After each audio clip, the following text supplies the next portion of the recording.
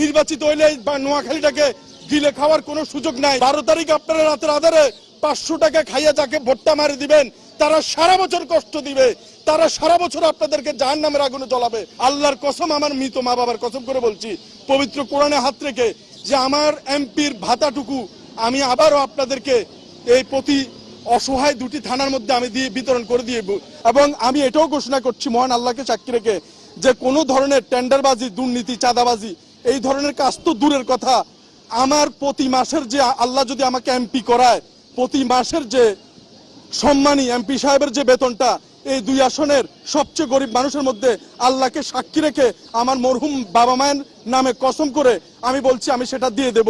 একটি মাসের এমপির বেতন কিংবা ভাতা আমি আমার বাসায় নেব না। আমি আমার ঘর এখনো করিনি, যতদিন পর্যন্ত কবিরহাট কোম্পানিগঞ্জের কোনো মানুষ গৃহহীন থাকবে একজন এমপি হিসাবে আমি ঘর করব না। এবং বাংলাদেশের স্বাধীনতার পর থেকে এখনো পর্যন্ত রাস্তার পচা গলা বেওয়ারিশ মানুষদের একটি বেওয়ারিশ হাসপাতাল, মেডিকেল কলেজ কিংবা স্থাপনা কিছুই হয়নি। সরকার কিংবা বেসরকারিভাবে কেউ এগিয়ে আসেনি।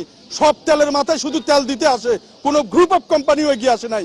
এই নোয়াখালীতে কথা দিয়ে যাচ্ছি, সংসদ থেকে পদত্যাগ করে চলে আসব, আর না হলে এই বাংলার মাটিতে বেওয়ারিশদের জন্য, সারা বাংলাদেশের বেওয়ারিশ মানুষদের জন্য একটি বেওয়ারিশ মেডিকেল কলেজ স্থাপন করে ছাড়বো ইনশাআল্লাহ। আপনারা শুধু একটু দোয়া করুন, পাশে থাকুন।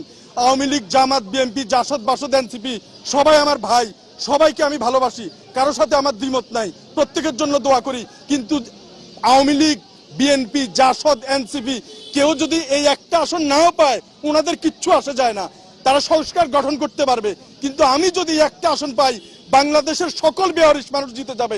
বাংলাদেশের সকল রিক্সাওয়ালা, ভ্যান গাড়িওয়ালা, ঠেলা গাড়িওয়ালা তাদের একজন প্রতিনিধি, সকল প্রবাসী ভাই আপনাদের মনের কথা বলার জন্য একটা মানুষ অন্তত এই মহান সংসদে দাঁড়িয়ে কথা বলতে পারবে। এবং আমি কথা দিয়ে যাচ্ছি, আমার কোনো অন্যায় আচরণের জন্য আমার বাবা মা সহ আমাকে নিয়ে আপনারা গালি দিতে পারবেন, কিন্তু কোনো সংসদ সদস্য তো দূরের কথা, এমপিতে দাঁড়াইছে এরকম হ্যাবিট কোনো প্রার্থীর নামে যদি এখন নির্বাচনের আগে আপনি একটা কথা বলেন, আপনার মুখ ভোতা করে দেওয়ার মতো অনেক লোক আশপাশে ঘুরতেছে। তাই আমি জীবন দিতে আসছি। এই শওকত মাত্র 1000 ভোট পেলেই যথেষ্ট, আর দরকার নাই। ভাববো আমাকে মানুষ ভালোবাসে, আমার এত ভোটের দরকার নাই। যদি 1000 ভোটও দেন আমি খুশি মনে চলে যাব। আর যদি আমাকে জয়যুক্ত আপনারা করেন, আমি আমার সর্বোচ্চ দিয়ে মহান আল্লাহকে সাক্ষী রেখে এই জেলা প্রশাসনের দরজায় দাঁড়িয়ে বলছি, একজন ভিক্ষুক এই জেলা প্রশাসনের ভিতরে সরাসরি কথা বলতে পারবে, একজন রিক্সাওয়ালা, একজন ঠেলা গাড়িওয়ালা এই প্রশাসনে সরাসরি ঢুকতে পারবে।